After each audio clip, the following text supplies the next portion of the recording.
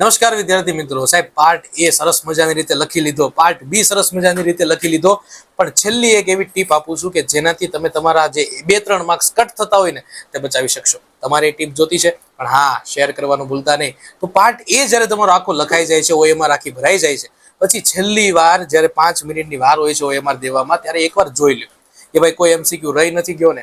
કદાચ ક્યારેક એવું થતું હોય છે કે ન આવડતા MCQ આપણે કોરા મૂકીને આગળ જતા રહ્યા હોય છે અને એ ધ્યાન બહાર જતો રહે છે.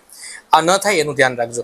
પાર્ટ બી ની વાત કરો છો તો પાર્ટ બી માં જોવાનું છે કે ભાઈ દરેક પ્રશ્ન જે સિક્વન્સ આપણે લખેલા છે એમાં કોઈ પ્રશ્ન રહી તો નથી ગયો ને. કોઈ પ્રશ્ન પેટા પ્રશ્નની અંદર છે તો એ પેટા પ્રશ્ન પણ લખવાનો બાકી ન રહી જાય. આકૃતિની જગ્યા મૂકેલી હોય તો આકૃતિની જગ્યા એ દોરવાની બાકી છે તો ત્યાં લીટી મારી દેવી. નામ નિર્દેશનમાં કોઈ વસ્તુ બાકી નથી રહી ગઈ, મહત્વના શબ્દ નીચે અંડરલાઈન કરવાની બાકી નથી રહી ગઈ. આ બધી બાબતનું ધ્યાન રાખી લેજો, જેથી કરીને તમે પણ જે તમારા 2-3 માર્ક્સ એક્સ્ટ્રા કટ થાય છે ને એને બચાવી શકશો.